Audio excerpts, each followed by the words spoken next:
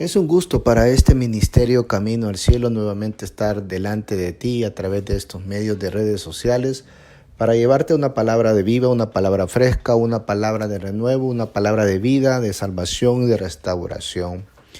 Y esta no será la excepción. Hoy vamos a hablar de algo que Dios a través de la historia desde que formó al hombre, pues prácticamente no tolera, detesta. No puede estar desapercibido, y es ante la idolatría, Y nos vamos a ir basando en el libro de Isaías 44, para que usted lo vaya realmente buscando, y vamos a ir haciendo un estudio versículo a partir del 44, verso 9, para poder entender lo que Dios nos llama hoy sobre lo que es la idolatría. También decirle que en estos últimos tiempos hay un espíritu de engaño que se ha desatado definitivamente hoy en nuestros tiempos. Pues pedirle la bendición al Espíritu Santo para que Dios bendiga este momento y podamos llegar a un punto de encuentro entre Él y nosotros, para que Dios nos pueda enseñar a través de su Espíritu Santo una palabra realmente que llegue a nuestro corazón, que no quede en el aire. Y recordando nuestras redes sociales, nos encontramos en Facebook y en YouTube, para que te suscribas y nos des un like. Vamos a hablar hoy sobre lo que es la idolatría. Y al acercarnos a los últimos días, benditos del Señor, tengamos presente que habrá un espíritu mayor de engaño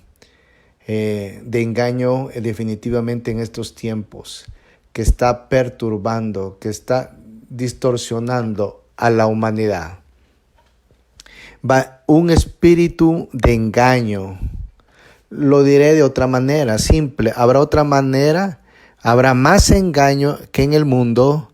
Por eso necesitamos más que nunca el consejo del Espíritu Santo. Necesitamos discernimiento, necesitamos la sabiduría bíblica para que no seamos engañados. Y hay un principio importante que debemos aprender tú y yo. Cuando nos proponemos a realizar nuestros propios propósitos, satisfacer nuestros propios deseos, cuando nos disponemos a cumplir nuestra propia voluntad en lugar de la voluntad de Dios, seremos fácilmente engañados.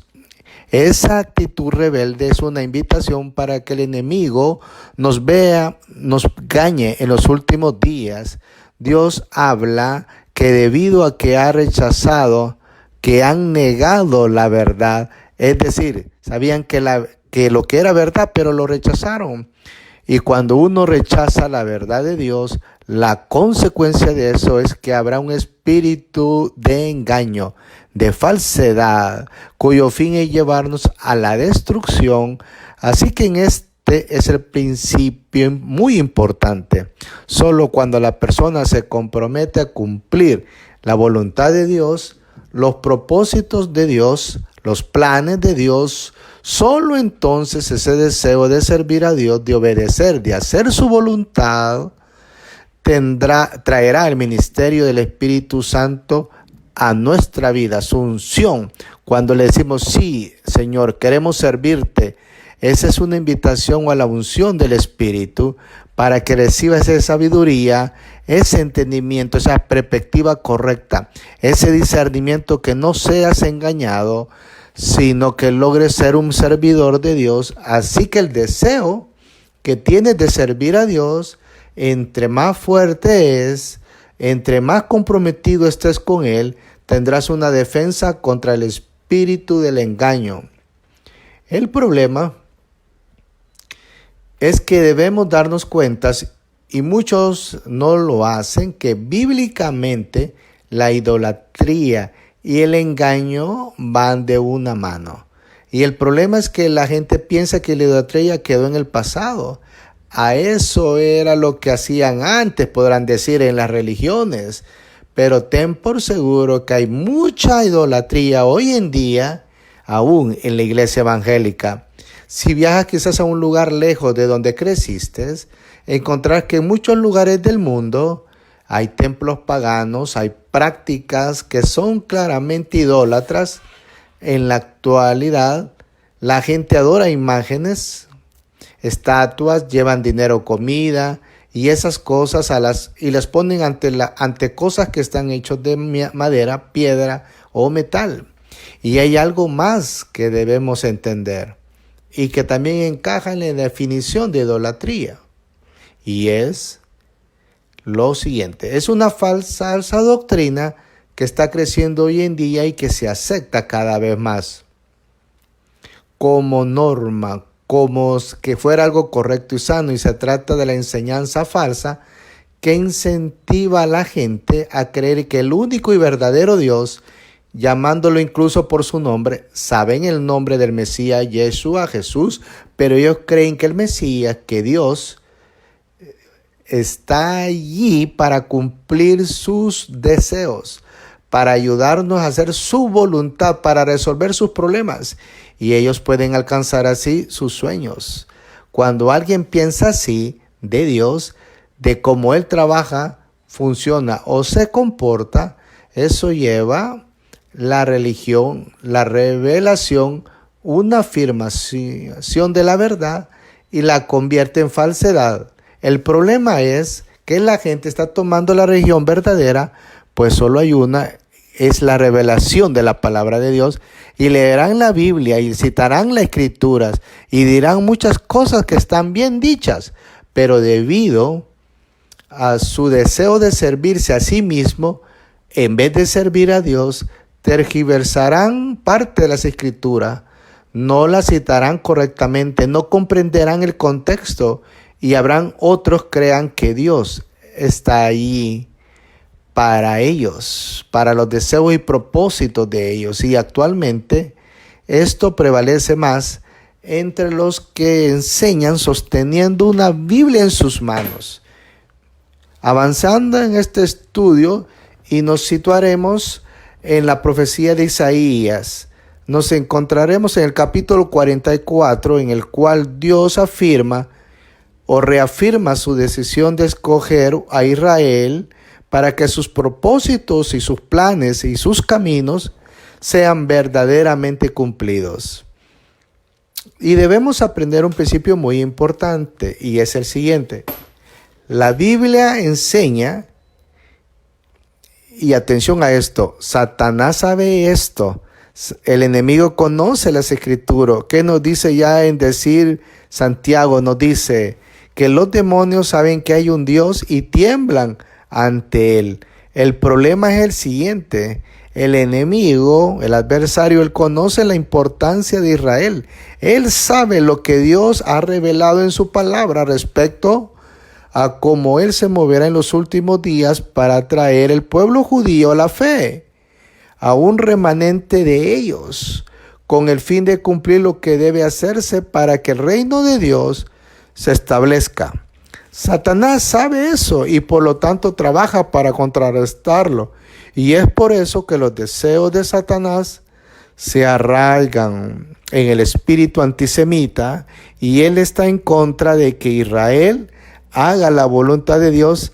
Saben que una vez que esta transformación ocurre en el pueblo judío, en poco tiempo él será arrojado al abismo, a ese lugar de oscuridad y fuego, para ser atormentado allí por 1000 años. Así que él está en contra del plan de Dios y quiere engañar a otros para que ellos no sirvan a los planes de Dios. Así que vayamos juntos a lo que dije, a Isaías capítulo 44, y vamos a iniciar desde el verso 9. 44, verso 9. Lo único que dijo Isaías en el verdadero anterior, es decir, el 8, era que hay un solo Dios, el Dios de Israel, y no hay ningún otro. Y hay una sola roca, y se refiere al Mesías. Él concluye que ese verso 8 habla de la singularidad de Dios y la singularidad de su Hijo, la roca de nuestra salvación, el Mesías. Y cuando tú rechazas esa verdad que pasa, cae sin idolatría. Y ahora, en esta sección que vamos a estudiar, este día, en este momento, veremos que Isaías, cómo habla enérgicamente en contra de la idolatría. Él va a revelar cuán ilógico y cuán tonto o cuán engañado estamos cuando practicamos la idolatría. Y por desgracia, hoy vemos ese mismo espíritu de engaño que ha caído sobre el cuerpo del creyente, la congregación de los redimidos. Y hay mucho dentro del cuerpo de los creyentes que son falsos maestros y no creen en la revelación de Dios y están deformando la palabra de Dios para hacer que la gente sirva al enemigo, en vez de servirle a nuestro Dios y Salvador. Así comenzamos con el verso, leeremos el verso 9, Isaías 44:9, y dice: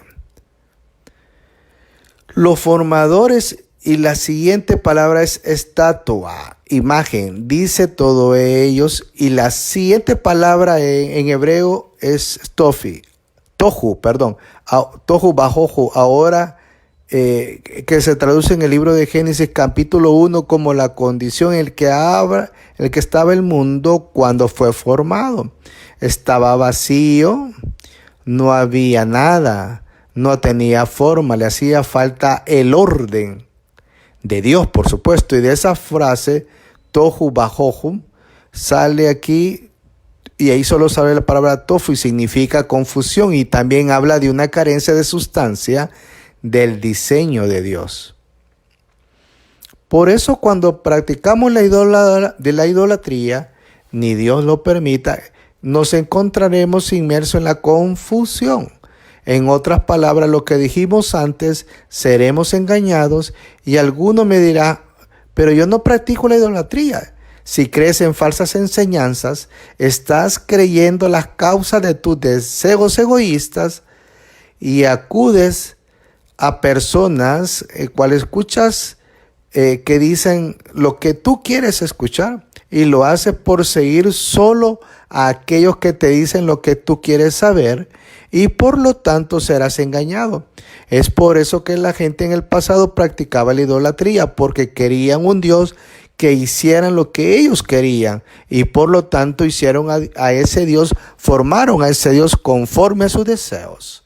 Esto es lo mismo que dice aquí: los formadores de estatuas o ídolos, a todos ellos se les dice que todos ellos son engañados. Y dice aquí, cosas más deseables, y ese es un sinónimo de esas cosas a las que ellos veneran. Esas estatuas e ídolos dicen esas cosas deseables desde la perspectiva humana, no son. Y la palabra que usa aquí significa beneficioso, cosas que no ayudan, que no traen nada bueno. Esa palabra en hebreo moderno es la misma que se traduce como eficaz. Esas cosas no son eficaces. Esas cosas no traen nada bueno. Desen cuenta de algo: siempre que yo me enfoco en hacer mi voluntad, en lo que yo deseo, en lo que yo pienso, en los sueños que yo quiero lograr, siempre que busco lograr esas cosas en lugar de buscar y cumplir la voluntad de Dios, será algo ineficaz para mí, ni voy a obtener ningún beneficio de eso. Y eso es lo que Isaías está diciendo. Además, él escribe: y ellos mismos son sus testigos. Ellos testifican otras palabras sobre estas cosas. Ellos no tienen revelación de Dios, así que sus testigos son ellos mismos. Y ellos no ven, no saben. Y a cuenta de esto se nos dice al final del verso 9 que ellos finalmente serán avergonzados. Así que des en cuenta de este otro principio. Cuando yo busco satisfacer mis deseos, eso me llevará a estar en una condición de vergüenza delante de Dios. Cuando yo hago lo que yo quiero en lugar de lo que Dios manda, es por esto que en mi opinión existe tanta hostilidad cuando uno habla a favor de los mandamientos de Dios. Eso es controversial hoy en día. La gente no quiere oír al respecto. Enseguida les clama legalismo, legalismo. Es cuando uno dice que la obediencia a los mandamientos es necesaria para la salvación. Y no es lo que estamos diciendo. Solo estamos diciendo que los mandamientos revelan la voluntad de Dios. Los mandamientos nos enseñan lo que está bien y lo que está mal. Y nosotros, bajo la guía del Espíritu Santo, y esa parte es importante, bajo la guía del Espíritu Santo podemos usar en forma eficaz la revelación de Dios, es decir, sus mandamientos, con el fin de ocuparles en nuestras vidas para que hagamos lo que es correcto en lugar de lo que es incorrecto. Eso no es legalismo, eso es usar lo que Dios nos ha ordenado y ocuparlo para poder servirle. Vean el verso 10. Él plantea una pregunta: ¿quién formó a Dios? Eso es lo que literalmente dice. ¿Quién podría hacer eso? Si es Dios, ¿cómo podría alguien formarlo? Dios, nosotros somos la creación de Dios. No podemos formar a Dios. Eso es muy ridículo, pero esa es su mentalidad, porque están totalmente engañados. A ellos no les importa la verdad. A ellos no les importa la realidad. A ellos no les importa cuán tonto suene algo, porque a ellos solo les interesa hacer lo que ellos quieren hacer. Y su idolatría simplemente es un intento de justificar su pecado. Entonces, ¿quién formó a Dios? ¿Y quién moldeó una estatua? Aquí hay otra palabra para ídolo. Y dice que tal conducta, este tipo de acción, dice la ley titi, eso no es beneficioso, no es eficaz, no produce nada que sea bueno, sino que lleva vergüenza y a la destrucción. Eso trae sobre ti la ira de Dios. Y el pasaje en la Escritura en el que hicimos alusión en 2 de Tesalonicenses capítulo 2, donde se habla de un espíritu de engaño que Dios enviará, y debemos entender esto correctamente. Esto había de una ley espiritual. La persona que rechaza la verdad le está abriendo la puerta al engaño en su propia vida. Eso es lo que Dios dice cuando dijo que enviaría un espíritu de engaño a la gente.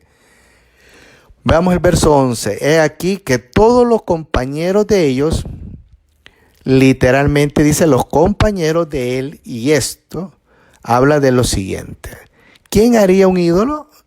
Luego habla de todos sus compañeros, todo ese grupo, sus camaradas, que hacen lo mismo, que lo siguen, todos ellos, y es la segunda vez que lo dice, todos sus compañeros, todos los que le unen en la idolatría, que será de ellos, ellos serán avergonzados. Y luego dice ellos, no son hombres de fe. ¿Qué son ellos? No son más que artesanos. Y dice aquí que son de los hombres. Ellos no son de nada divino. Son simplemente artesanos que proceden de los mismos seres humanos. Eso es lo mismo. Eso son lo que son. No tienen nada de espiritual. Y después todos ellos se juntarán. Ellos estarán. ¿Y qué pasará? Esto hace referencia más bien a lo que ven los eruditos rabínicos como la referencia a lo que ellos estarán en un juicio de pie ante Dios. Y al hacer eso, en otras palabras, cuando ellos encuentren el Dios verdadero, el Dios real, el Dios de las Escrituras, ¿qué pasará? Ahí dice que ellos sentirán miedo. Y esta palabra significa sentir un miedo excesivo. Y también se les suma a ellos que ellos serán, y lo dice por tercera vez, avergonzados. Así que cuando eliges hacer tu voluntad en vez de la voluntad de Dios, esto te llevará al juicio de Dios, lo cual será una experiencia terrorífica y te pondrá en un estado permanente de vergüenza, deshonra, y esa expresión de vergüenza y deshonra permanente es lo que Daniel menciona en Daniel 12, cuando habla de la resurrección para el juicio. y habrá una resurrección para la reivindicación. Esa es una parte del juicio, ser reivindicados. El hecho de ser reconocidos por Dios, y otro papel del juicio es la venganza de Dios, su destrucción para con ellos. Vamos ahora al versículo 12. Él habla aquí de hacedores de ídolos. Ellos son, en muchas Biblias aparecerá como herreros. Es simplemente un artesano que trabaja con el hierro, y ese artesano tiene una herramienta y trabaja con carbón. También habla de que trabaja con un martillo. Así que toman el carbón y el hierro para trabajarlos juntos y golpean todo esto con sus mazos, y dice que lo forman, fabrican un ídolo, y dice que él hace esto, trabajan con la fuerza de su brazo, y esto está haciendo énfasis en aquel que fabrica el ídolo, y luego de hacer este trabajo que hace él, dice que también le da hambre, y debido a ese trabajo se siente cansado su cuerpo, se queda sin fuerza, y si no bebe agua, ¿qué pasa? Se desmaya, dice. Lo que no quiere decir esto, que aquel que fabrica los ídolos es una persona insuficiente, que se cansa, que necesita comer, que depende del descanso de todas las cosas de este mundo, pero Dios, el único y verdadero Dios, y su nombre son 4 letras, y objeta que habla del Dios que trasciende en este mundo. Él está en todo lugar, pero Él está por encima de este mundo, lo trasciende. Él no está sujeto a nada físico, a Él no le da hambre, a Él no necesita beber, y si no bebe, no necesita beber, no se desmaya. Él es autosostenible, Él no necesita nada, Él está completo. Y otra manera de pensar en la palabra completo es la palabra perfecto. Él es perfecto y no le hace falta nada, tiene todo, Él se sostiene a sí mismo. Esa es la diferencia con el que adora ídolos. Luego en el verso 13 dice, el carpintero tiene la regla, y luego dice que la marca con un utensilio. La marca con un utensilio esta es la palabra sered, y la palabra tiene que ver con un utensilio muy similar a un marcador. Algo con lo que podía escribir o hacer una especie de grabado para marcar, para hacer las marcas y poder fabricar el objeto. Ahora bien, Dios habla y las cosas que se crean, pero ellos, a fin de poder hacer sus dioses, necesitan una serie de instrucciones y una serie de marcas. Eso es lo que se nos está comunicando en esta palabra, y dice que ellos lo hacen, o el artesano lo hace, con planos y también con un compás. Marca todo esto y lo hace de nuevo. Y habla en singular. Él lo hace de acuerdo con el patrón de un hombre. Quiero resaltar en esto porque Dios nos está diciendo que ellos hacen ídolos con un reflejo, usando el patrón de un hombre. Y esto es muy revelador, porque Dios nos dice que lo que realmente se trata es adorar al hombre, es decir, a ellos mismos. Por tanto, los ídolos, los dioses como ellos lo llaman, estas imágenes falsas que ellos hacen, vienen con el patrón de un hombre, de acuerdo con el esplendor, las mejores cosas que tiene un hombre. Lo hacen así para poder ponernos en casas, y en un sentido hacen eso para ponerlos en las casas y dedicarle tiempo para trabajar en ellos. Son figuras hermosas. Fíjese que aparece la palabra tifer, que significa esplendor. ¿Y para qué se usa? Se usan para su propio disfrute. Las fabrican y las ponen en sus casas para observarlas, para sentir placer al ver esas maravillosas estatuas que ellos mandaron hacer. o que ellos mismos hicieron. Luego dice en el versículo 14, esa persona, el fabricante de ídolos, él mismo corta esos árboles, los cedros, y toma otro tipo de árboles también, además el roble. Luego dice que toman para ellos los árboles del bosque y alargan con ellos para que puedan tener, lo alargan con otro tipo de árbol o plantan, dijo alargar, pero es mejor la traducción, la palabra Natán como plantar. Plantan un árbol como el pino y la lluvia, lo que implica, y el árbol sigue creciendo. ¿Esto de qué nos habla? Ellos toman madera del bosque para fabricar sus ídolos, pero ¿qué tienen que hacer? Tienen que volver a plantar otros árboles para que pueda haber más madera para la siguiente generación de ídolos. ¿Y qué nos dice esto? Que no hay nada eterno, que no hay nada duradero. Esos ídolos se desgastan con el tiempo. Tienen que fabricar unos nuevos para la siguiente generación y el que viene después de esta. Entonces, para tener los materiales con los que hacen a sus dioses, ¿qué pasa?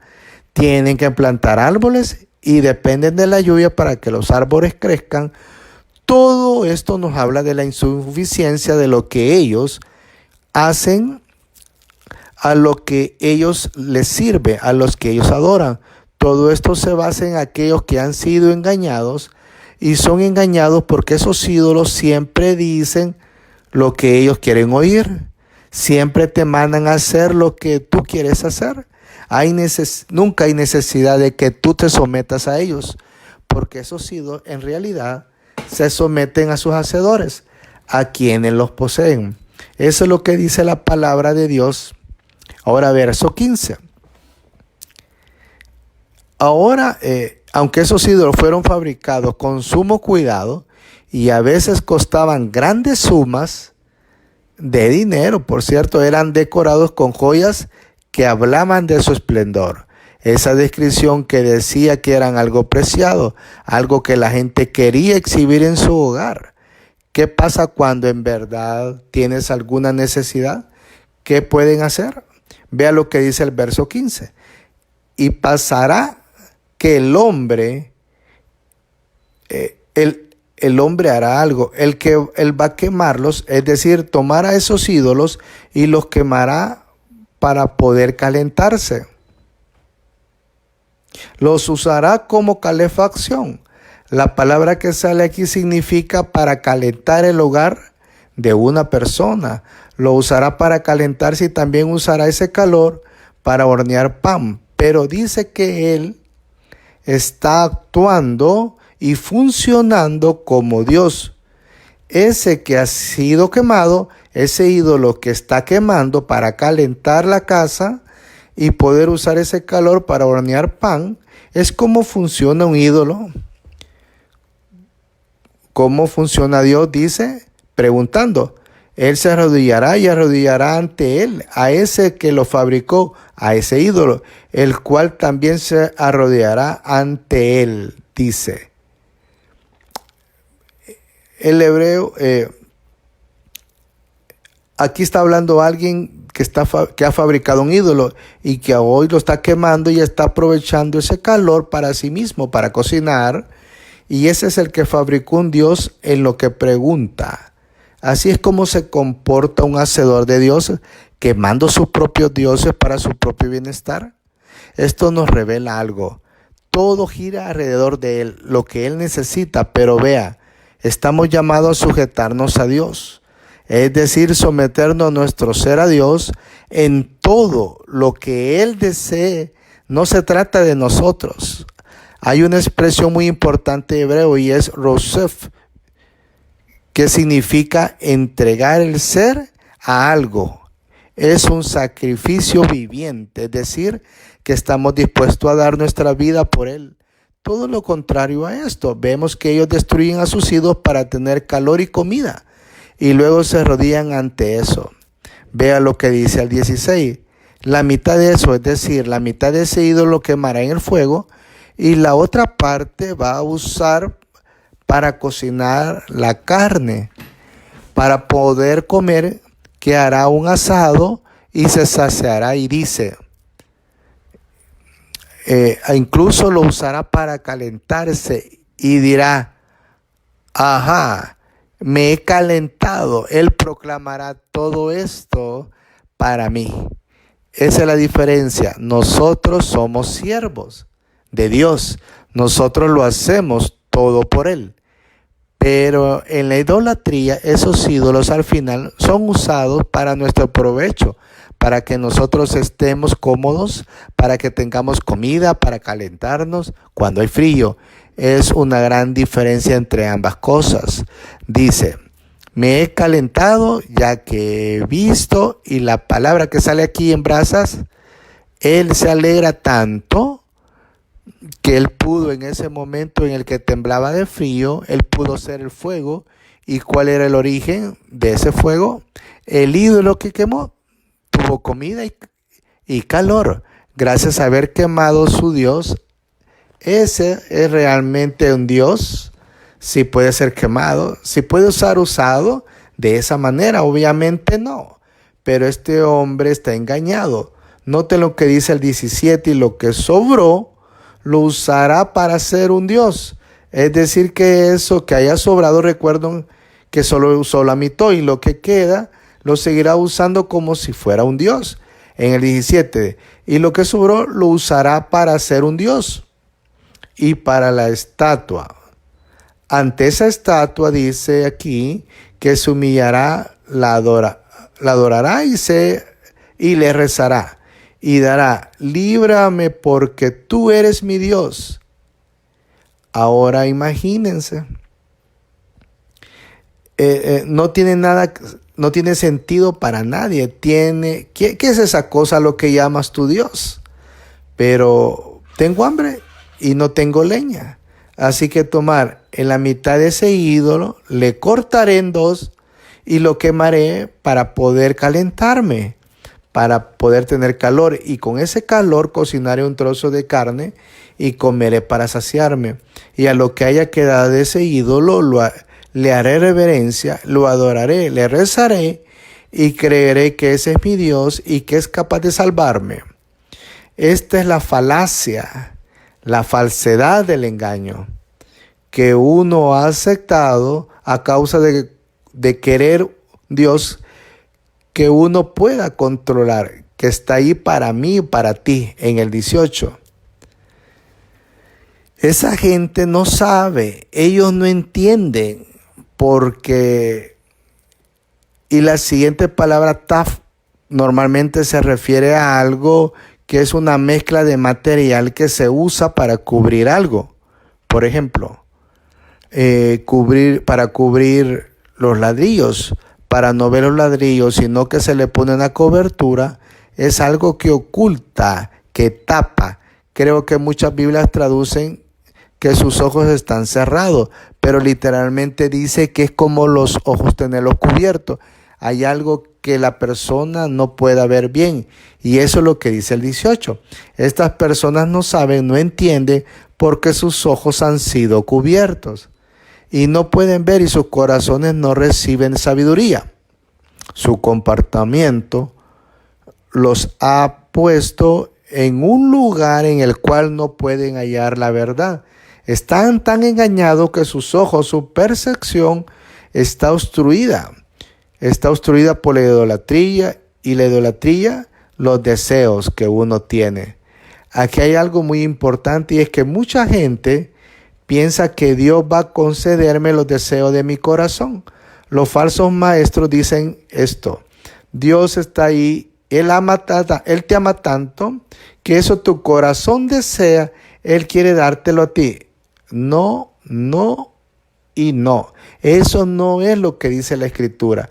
Lo que dice que cuando uno está comprometido con Dios, Dios va a poner en tu corazón sus deseos. Sus deseos pasarán a ser tus deseos. Él va a cambiar tu forma de pensar. Pero cuando solo tú estás comprometido con Él, esto sucederá. Esa falsa enseñanza que Dios está ahí para darte lo que tu corazón desea, Eso es idolatría. Forma cristianizada de idolatría. Eso es lo que está diciendo. Seguimos. Estas personas no tendrán la capacidad de aprender, de hallar la verdad, de hallar lo que es correcto. En el verso 19. Y debido a eso, dice aquí, reloj no tornará hacia su corazón.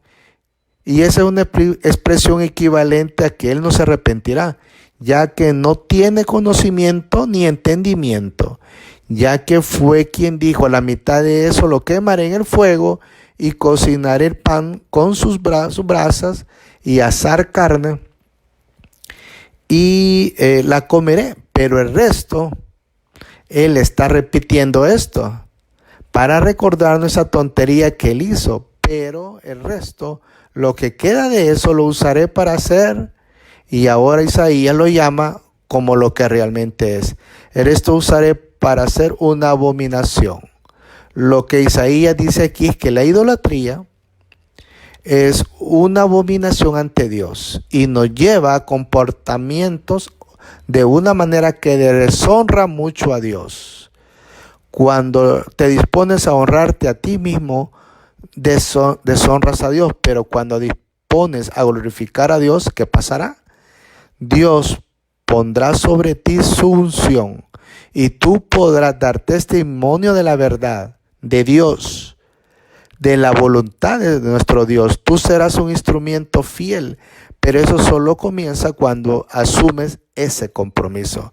Dice aquí que esos individuos van a tomar eso que sobre ellos que sobró. Fíjese cómo lo dice. Va a quemarlo en el fuego y a cocinarlo pan sobre sus brasas y usar carne con eso y consumirla. Pero con lo que quede, yo haré una abominación. Ante un tronco de madera, yo me arrodillaré, me entregaré a esto. Esto es interesante. Esta es la palabra que se usa para arrodillarse ante algo. No es la misma que se usa en hebreo normalmente para arrodillarse, sino que es una palabra que viene del hebreo mizká, que significa una mezquita. Y esa es una palabra que en muchas ocasiones habla de inclinarse ante algo que es un ídolo, algo que no es correcto, que no es de Dios. Y el verso 20 dice, el verso 20 dice, definitivamente Isaías habla tan claro en este capítulo 44 de la idolatría, y dice el 20, y dice básicamente lo que uno hace: adorar ídolos, se alimenta de cenizas. Esa palabra para alimentar también se puede usar en el sentido espiritual. Es la misma palabra que usaríamos al hablar de un pastor, obviamente un pastor espiritual. Y se usa la frase de pastores de Israel para referirse a los líderes religiosos, los líderes espirituales. Dice de quien engaña, se alimenta de ceniza, y dice que el corazón le tiene un corazón engañado. Y dice que esa persona se ha desviado. En algunas traducciones usa la frase se ha pervertido. Y pervertido significa simplemente que te has ido por otro lado. Te has alejado de lo que es santo, de lo que es bueno y de lo que es justo, hacia aquello que no es santo, que no es de Dios y que es falso. Luego ellos dicen, se alimentan, está en singular, él se alimenta de cenizas o de cenizas. Su corazón ha sido engañado, se ha desviado. Y dice aquí, él no será librado.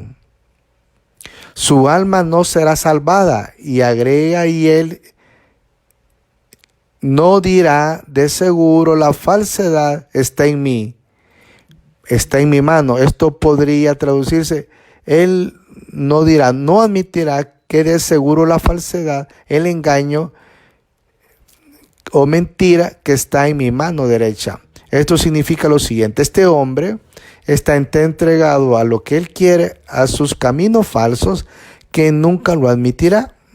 La idolatría nos desvía de la verdad, y cuando nosotros hacemos o hagamos esto, para hacerlo más relevante para todos aquellos que me están escuchando, cuando tú crees y sigues una enseñanza que te pone a ti primero, que se basa en tu propia voluntad, tus propósitos, tus propios deseos, cuando haces esto, estás alejado de Dios y te estás acercando a lo que la Escritura dice al final del verso 20.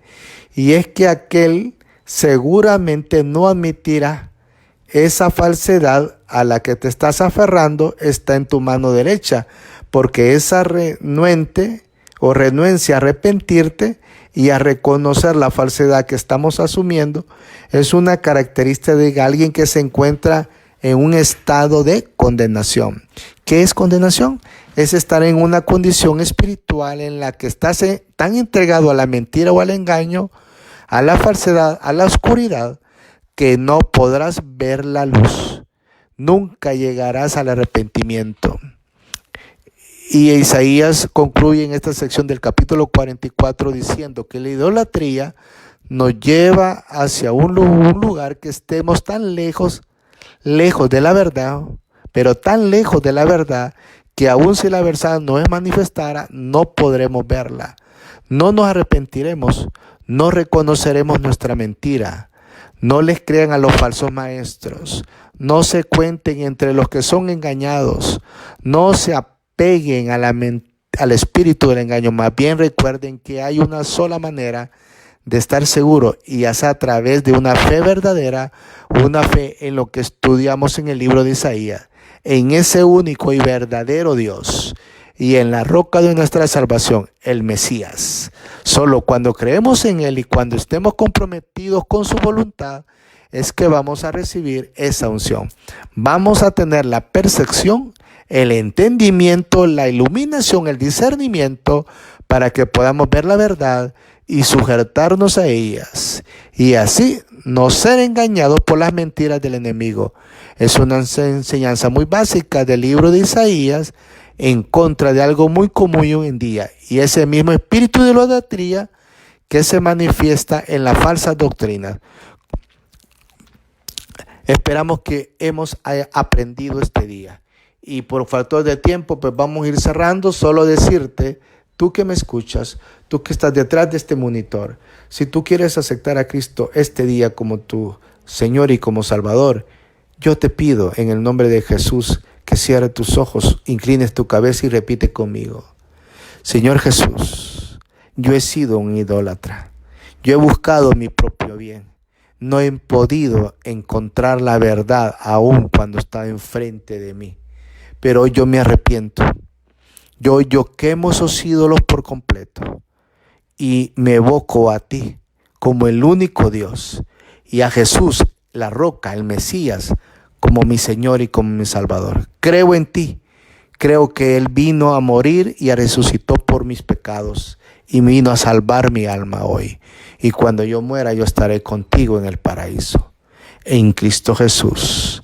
Amén y amén. Te damos la invitación a nuestra iglesia, Tabernáculo Bíblico Bautista. Los planes, estamos muy fácil de llegar. Llegas a la entrada principal del Parque Balboa, llegas a lo